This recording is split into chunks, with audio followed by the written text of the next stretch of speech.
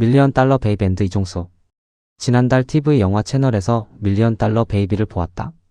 2005년 아카데미 작품상에 빛나는 영화라 특별한 감흥이 있었다.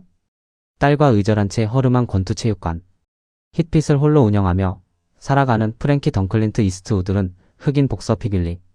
리틀 마이크 콜터를 집중적으로 훈련시키며 그의 트레이너 겸 매니저로 활약한다. 그러나 빅윌리는 타이틀전을 원하고 프랭키는 아직 때가 아니라며 이를 뒤로 미룬다. 결국 빅윌리는 프랭키를 떠나 새 매니저와 함께 챔피언 타이틀전을 치르고 그 경기에서 승리의 챔피언에 등극한다. 어머니와 외도한 남자를 따라 도시로 나온 데인저 바크 제이 바루첼은 체육관 근처에서 외톨이가 되자 힛핏을 찾아와 복싱을 가르쳐 달라고 떼를 쓴다. 한편 시골의 가난에서 벗어나고자 도시로 나와 웨이트리스로 일하는 매기 피츠제럴드 힐러리. 스웸크 소녀는 울지 않는다에 이어 두 번째 아카데미. 여우주 연상는 손님이 먹다 남긴 스테이크를 싸가기도 하는 억척스러운 31살의 여성이다. 그녀는 프랭키에게 복싱을 가르쳐 달라고 애걸복걸하지만 프랭키는 여자에게는 복싱을 가르치지 않는다며 더구나 30이 넘은 늦깎이 선수는 받을 수 없다고 거절한다. 에디 스크랩 아이언 고철 드프리스 모건 프리먼 아카데미. 나무조 연상는 체육관 시설관리인으로 일하며 살아가고 영화는 그의 시선으로 조명된다. 그는 백구전을 치른 전설적인 복서였으나 마지막 경기에서 피가 눈에 들어가 한쪽 눈을 실명한 채 선수 생활을 마감했고 이후 힛핏에서 프랭키와 동고동락하고 있다. 프랭키는 매주 성당을 빠짐없이 찾지만 고해성사는 하지 않는다. 호바크 신부 브라이언 F. 오번은 늘 프랭키와 논쟁을 벌인다. 프랭키는 삼위일체를 두고 유일신인데 어떻게 셋이 하나일 수 있느냐는 식의 질문으로 신부를 곤혹스럽게 하기도 한다. 그는 딸에게 꾸준히 편지를 보내지만 번번이 반송되어 돌아오는 처지다. 체육관에는 또 한 명의 복서 쇼렐 베리가 연습에 열중하고 있다. 그는 허풍쟁이 데인저에게 언젠가 본때를 보여주겠다고 벼른다. 그러다 어느 날 데인저를 스파링 상대로 불러 올려 링 위에서 대결을 벌인다.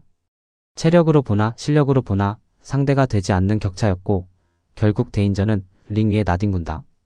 그러자 에디가 링에 올라가 쇼렐을 한 방에 무너뜨리며 자신의 110번째 경기를 채운다. 어느 날 매기가 치고 있던 펀치백이 하필 프랭키의 것이어서 한 소리를 듣는다. 매기는 자기 펀치백을 장만해 연습과 훈련에 매진한다. 거듭되는 코칭 요청에 프랭키는 결국 그녀의 청을 받아들여 본격적인 훈련에 들어간다. 그러던 중 프랭키는 매기에게 새 매니저를 소개해 시합에 내보내지만 그녀는 매니저의 대면대면한 코칭 탓에 고전을 면치 못한다. 관중석에서 지켜보던 프랭키는 화가 나 곧장 링에 올라 매니저와 코치를 자청하고 그녀를 지도해 승리를 이끌어낸다.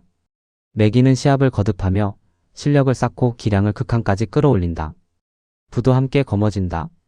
집을 사서 어머니에게 바치지만 어머니는 의료보험료와 기초수급자로서 받지 못하게 될 연금에 대한 불만만 늘어놓는다. 매기는 필요한 생활비를 보내주겠다며 어머니를 설득한다. 승승장구하는 매기에게 프랭키는 가운을 선물한다. 가운에는 모쿠슈라라는 별칭이 수놓여 있고 그녀가 나서는 경기마다 관중들은 모쿠슈라를 연호한다. 매기는 프랭키에게 그 뜻을 묻지만 그는 챔피언전이 끝나면 가르쳐 주겠다고 약속한다.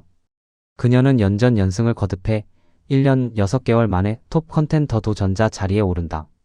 경기가 끝난 뒤 어느 길을 지나던 두 사람은 레몬 파이로 유명한 음식점에 들른다. 맛있는 파이를 나누며 행복해하던 매기는 아버지 이야기를 꺼낸다. 어린 시절 엑셀이라는 반려견을 키웠는데 어느 날 사고로 뒷다리 2개를 모두 잃었다. 아버지는 엑셀을 트럭 짐칸에 싣고 숲으로 갔고 그 뒤로 엑셀을 볼 수 없었다는 이야기다. 이는 훗날 매기의 삶과 그녀의 최후에 관한 폭선이 된다. 대전료 100만 달러가 걸린 챔피언전. 매기는 푸른 공과의 대결에 심혈을 기울인다. 변칙과 반칙이 난무하던 결전에서 그녀는 예기치 못한 부상으로 척추가 골절되고 거의 운신조차 어려운 심각한 응급 상태에 빠진다. 그런데 매기의 가족들은 그녀를 돌볼 생각은 전혀 하지 않고 병마와 싸우는 그녀에게 유산을 넘기라는 계약서를 들고 와 서명을 종용한다. 손으로 서명할 수 없으니 입에 펜을 물고 사인하라는 무리한 요구까지 서슴지 않는다.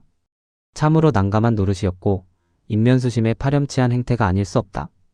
거동조차 힘들던 매기는 급기야 다리에 욕창이 번져 더 이상의 손상을 막기 위해 다리를 절단하는 수술을 받는다. 이제 휠체어로만 겨우 움직일 수 있을 뿐이다. 삶을 이어가는 것 자체가 고역이 된 매기는 극단적이고 비관적인 처지에 이른다. 프랭키의 도움으로 하루하루를 버티던 그녀는 어느 날 도저히 이렇게는 살 수 없다며 프랭키에게 안락사를 간절히 청한다. 그러나 프랭키는 그 소원을 들어줄 수 없었다. 자신의 의지로는 어찌할 수 없는 처지가 괴로웠던 매기는 결국 최후의 방법으로 스스로 혀를 깨문다. 출혈이 이어졌고 다시 혀를 깨물지 못하도록 하는 조치까지 취해진다. 프랭키는 마침내 매기의 소원을 들어주기로 하고 그녀를 찾아가 마지막 청을 이뤄준 뒤 그곳을 떠나 세상에서 자취를 감춘다. 그의 행적은 말 그대로 오리무중이 되었다. 게일러를 공부했고 늘 책을 들고 시를 읽던 그의 마음속에는 과연 어떤 생각과 삶에 대한 어떤 회한이 있었을까? 밀리언 달러 베이비는 삶을 살아가는 방식에 대한 참된 지혜를 준 영화가 아니었나 생각된다. 제목에는 1센트짜리 삶을 살아가는 사람들 가운데 100만 달러의 값어치가 있는 삶을 이룬 이의 성공을 꿈꾸는 보통 사람들의 희망과 이상이 배어있는 듯하다. 또 다른 유래로는 노즈 아트에서 따온 말이라고도 한다. 출격을 위해 이륙하는 전투기 앞머리에 새겨지는 노즈 아트에는 조종사의 간절한 바람과 희망이 담긴다. 언제 격추될지 모르고 살아 돌아온다는 보장도 없는 삶을 사는 전투기. 조종사들의 간절함이 느껴지는 것이 노즈 아트 일이라. 또 다른 의미로 밀리언 달러 베이비는 허름한 중고 가게에서 뜻하지 않게 발견한 보석처럼 귀한 물건을 뜻하기도 한다. 1센트짜리 물건만 가득한 잡화점에서 100만 달러의 값어치가 있는 귀한 물건을 발견한다는 뜻이다. 우리 동양식으로 말하자면 군계일학 같은 존재, 곧 출중한 능력을 지닌 인물을 의미한다고 해석할 수도 있으리라. 초야에 묻혀 있지만 대단한 학문과 출중한 인격을 갖춘 거인을 일컫는 말로 보아도 좋으리라. 모구슈라가 뜻하는 바는 내 사랑, 내 혈육과 같은 의미다. 가장 소중한 사람들에게서 소외되고 배제된 그녀가 어디에서 삶의 의미를 찾을 수 있었겠는가를 반추해 보면 그녀가 안락사를 선택한 이유에 공감할 수 있을 것이다. 신화 속 인간이 판도라의 상자를 열고 마지막에 건진 것이 희망이라는 한 줄기 빛이었다는 이야기는 유명하다. 우리가 지녀야 할 온전한 소원이 곧 희망일지도 모른다. 희망을 잃는 것은 삶의 의미를 상실하는 것이요. 생의 존재 목적을 잃어버리는 것임을 망각해서는 안 된다. 밀리언 달러 베이비는 어떻게 살아야 하고 어떻게 죽어야 하는가에 관해 하나의 답을 보여준다. 가장 잔인한 영화라는 평도 있고 결코 해피엔딩으로 끝나는 통속적인 영화도 아니지만 삶에 관한 깊은 통찰을 갖고 진실되게 세상을 살아가야 함을 제시하고 있다. 코로나 팬데믹의 시대에도 묵묵히 질곡의 삶을 견디고 극복하며 미래에 대한 희망의 끈을 놓지 않고 나아가야 한다는 중차대한 임무를 잊지 말아야 하리라.